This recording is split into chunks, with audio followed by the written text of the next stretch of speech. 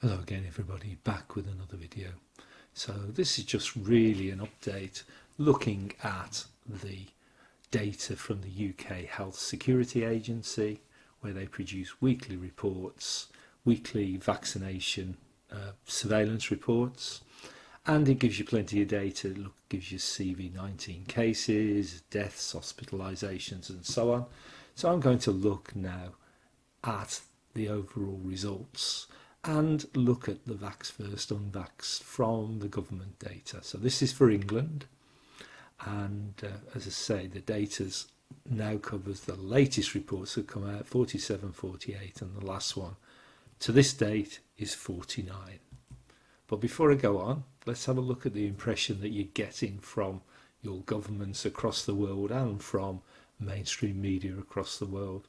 And it's basically the unvaxxed are festering cesspits of the Rona and are a massive threat to the vaxxed, who are generally virus free, of course.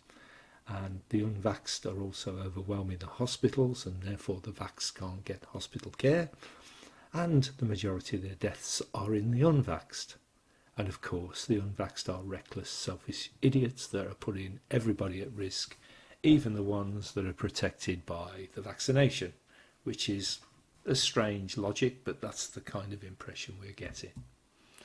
So this is my source of the data. So this you can get from the UK government website, and it's vaccine surveillance reports. This is from weeks 39 to 49, and I started with my assessment of the data from week 42. But as I said, the data always appears to be influenced or the data seems to be aligned to the narrative, and a lot of the data could well be manipulated to do that. I don't know for sure, but it could be. But where that data adds to the debate to question the narrative, then I'm going to cover it and expose it. So here's the URL. If you follow that, you can get these reports. You can download the PDFs and analyse the tables within there. So let's look at cases, and I'll include all the previous ones I've covered. So I'll go from 42 to 49, so data from 8 reports. So here's the week 47 report and week 48, and as I've said before, we've got the data for the vaccinated and the unvaccinated per 100,000 of the vaxxed and unvaxxed population. So these are normalised data and you can compare them. So that's week 47 and 48, and here is week 49 report. So let's have a look now at a quick run through of the data, and these are the totals for all ages.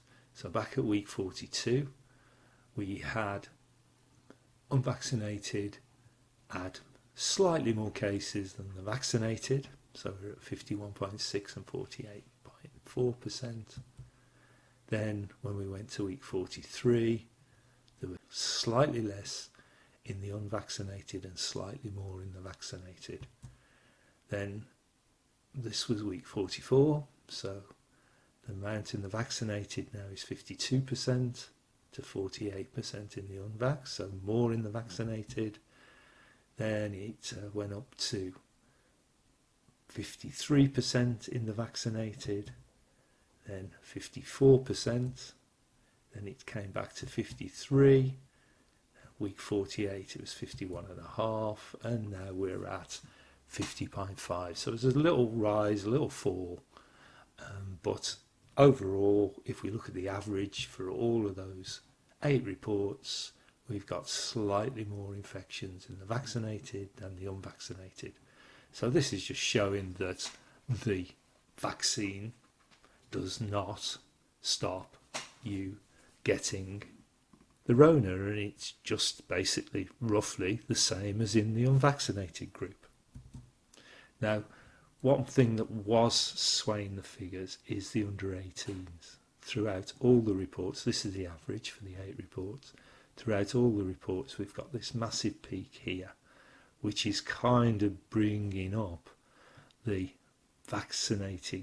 the unvaccinated cases to roughly the same as the vaccinated.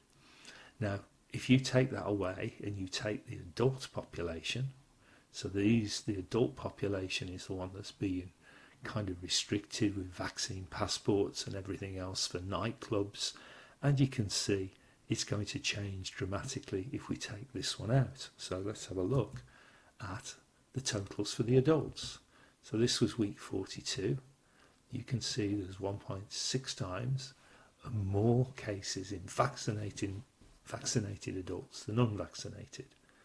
This was 42, and you can see the data for 43.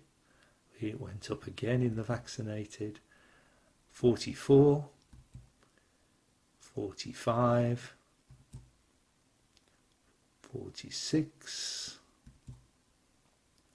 and 47. It dropped a little, still over 1.5 times more cases in the vaccinated adults than the unvaccinated adults. 48, it went down to 1.5, and then 49, 1.45. But you can see there's 1.5 times more, especially if we go to the average. The average for all the 8 reports is around 60% vaccinated, 38%, so 40% unvaccinated. So the vast majority of the positive tests are in the vaccinated adult population, not the unvaccinated. So going back to those impressions that I gave right at the beginning, you can see that that's not true. There's actually, the vaccinated have a higher rate of positive tests than the unvaccinated. So with higher cases in the vaccinated group than the unvaccinated group, what is the point of a vaccine passport? Based on those figures for the UK government, for England, the vaccinated adult population 18 plus years have at least 1.5 times more cases. An 80% double jabbed 56.3 million population, which is England, is a pretty large test number, around 45 million for the double jabbed. And that's a pretty large test size for measuring the impact of the vaccination on human beings in terms of vaccine effectiveness in reducing cases or infection rates or positive tests. So on that basis, all these UK so-called scientific experts and all the polypuppets must have access to that data. Wouldn't they share that across the world? And wouldn't vaccine passports be dropped as a complete waste of time in a truly scientific, caring world? They are in reverse. It's reverse logic. They make no sense. But if you are trying to get the unvaccinated to take the vax and restricting what they can do, then it makes perfect sense. But so let's have a quick look at hospitalisation for week 48 and week 49 reports. So here is the cases presented to emergency care within 28 days of a positive test. And this is such a bad blooming reference point, isn't it? Resulting in overnight inpatient admission. So we've got total, this unlinked one, which I'm not quite sure I've left out in my assessment. We've got total non-vaccinated receive 1 dose 1 to 20 days before specimen date, receive 1 dose greater than or equal to 21 days before specimen date, and second dose greater than 14 days before specimen date. Okay, so we've got basically here we've got the non-vaccinated and we've got the fully vaccinated here. And this is week 49. I'm not going through this, but you can see the data there. And I've created a spreadsheet. I've taken the non-linked out. So I've got non-vaccinated, receive 1 dose, 1 to 20 days before the date, received 1 dose greater than 21 days, and second dose greater than 14 days before specimen date. So here is the vaxxed and here is the unvaxxed. So you can see straight away at week 48, 60% of hospitalisations were vaccinated and 36% were non-vaccinated. And this is week 49 report. It's gone up a little bit, 39.5% non-vaccinated, 56.3% are fully vaccinated. So the majority of hospitalisations over those 2 weekly reports is actually vaccinated people. So this impression that non-vaccinated are filling the hospitals up and denying care for vaccinated people for other ailments is not correct. So just looking at that as a pie chart, here's the vaccinated one for week 48 and here's the unvaccinated. These are those other 2 categories, but these are the 2 that I'm interested in. So you can see it's 60 to 36 basically, and slightly higher for week 49, but still the vast majority of hospitalisations have a positive test in the vaccinated group. Obviously though, when you start saying so many days after a positive test they could have recovered, of course, and just have something else that's wrong with them. So let's take a quick look at deaths for week 48 and 49. I'm not going to say too much of this because I had my last video removed, but here's the week 48, here's the non-vaccinated deaths, here's the vaccinated deaths, and week 49 non-vaccinated, vaccinated. So I've put all that into a spreadsheet and created a chart. So this is for week 48. So we've got basically 80% of the people dying are vaccinated, double jabbed, and 20% are unvaccinated. So that's basically, 4 out of 5 people dying are double jabbed people. And this is for week 49, and here it's gone down a little bit, but still, approximately 80-20. 4 out of 5 people dying are double jabbed.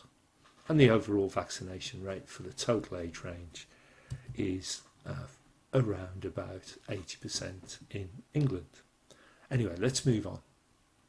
So, from this data, answering the first slide I put up, the impression you get from the data is for the total population of England, the unvaxxed and the vaxxed have the same level of infections, cases or positive tests, whichever you want to call them.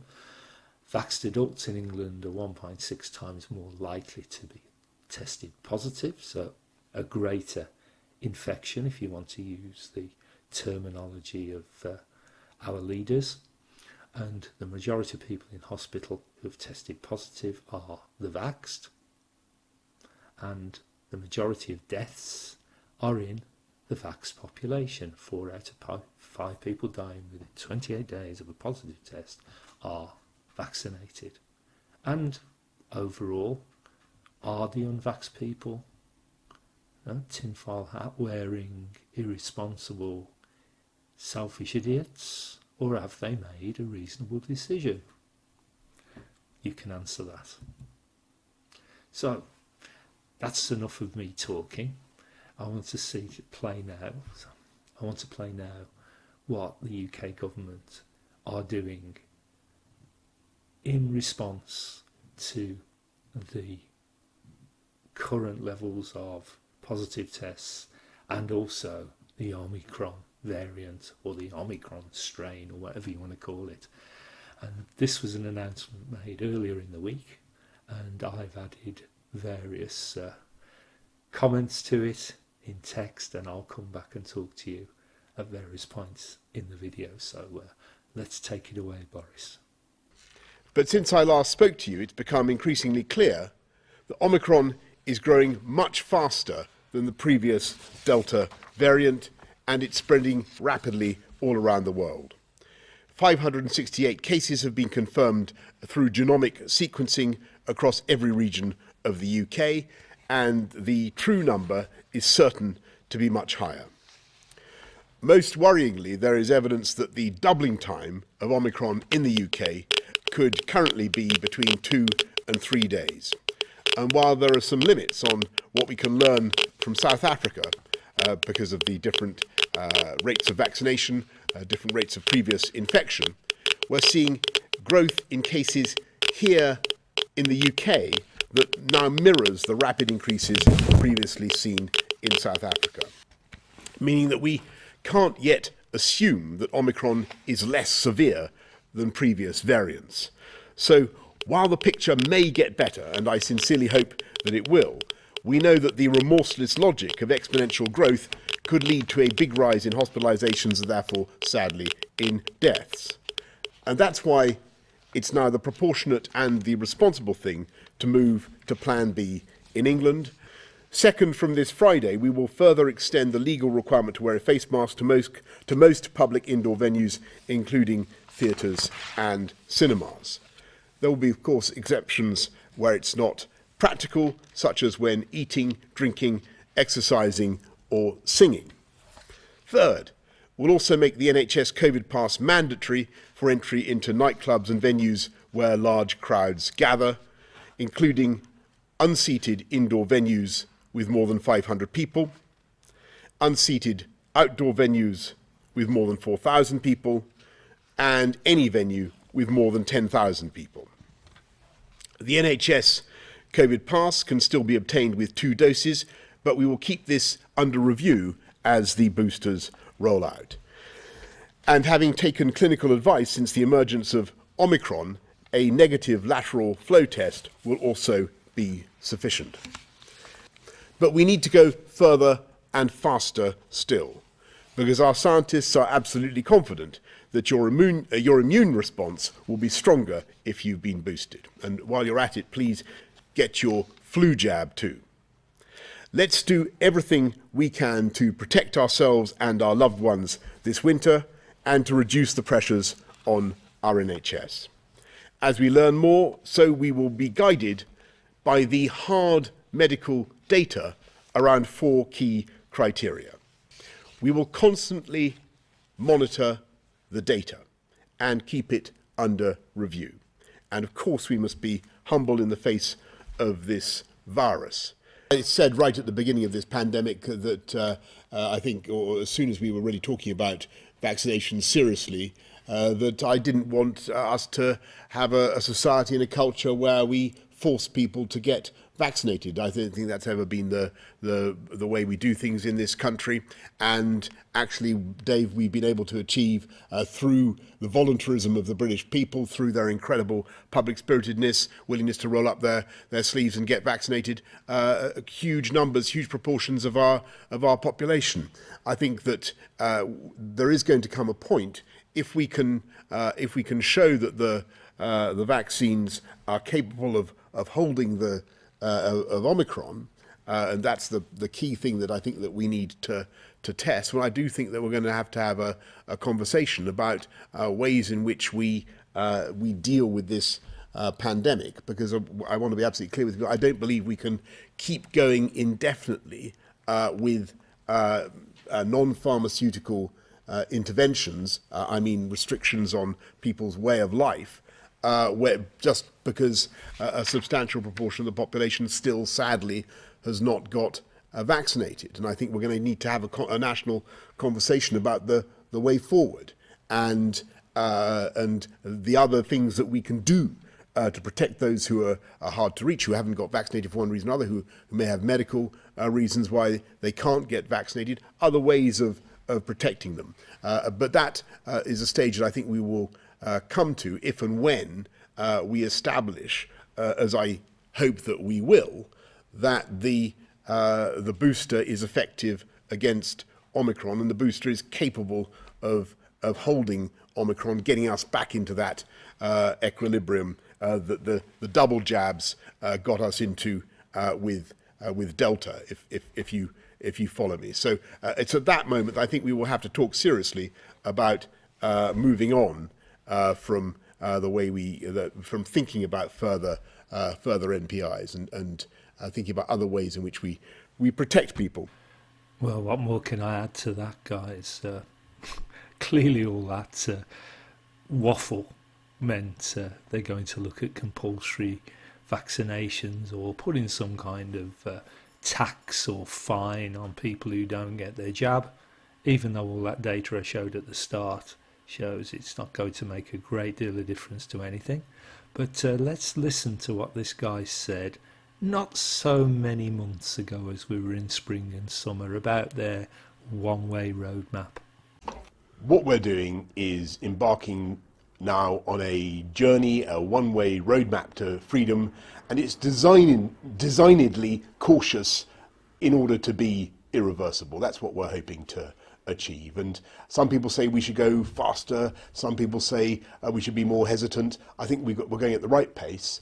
Education is the priority. If, because of the rate of infection, we have to push something off a little bit to the right, delay it for a little bit, we won't hesitate to do that. I think people would much rather see a plan that was cautious but irreversible, and one that proceeds sensibly in accordance with where we are with the disease. So we've got to be very prudent, and what we want to see is progress that is cautious but irreversible. I think that's what the public and people up and down the country would want to see. You know, the roadmap was always cautious but irreversible, and in order to have an irreversible roadmap, you've got to be cautious, and we'll be spelling out exactly what we'll be doing on Monday. We think it's sensible to stick to our plan to have a cautious but irreversible approach, use the next 3 weeks or so really to complete as much as we can. The best path to freedom is down the cautious but irreversible roadmap that we've set out, leading us to a spring and a summer which I think will be seasons of hope, looking and feeling incomparably better for us all, and from which we will not go back. A one-way roadmap to freedom, irreversible, irreversible, irreversible, irreversible, irreversible, irreversible. We will not go back. Irreversible. A one-way roadmap to freedom. Irreversible. Irreversible. Irreversible. Irreversible. Irreversible. We will not go back.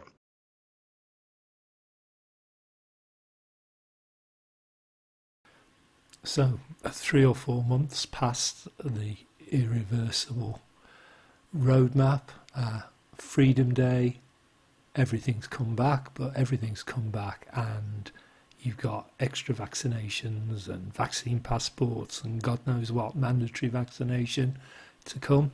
So not very irreversible, Boris, and I'm sure you knew that it wasn't irreversible at the time. So that's all I've got to say for now. So thank you for watching, thank you for listening, and goodbye.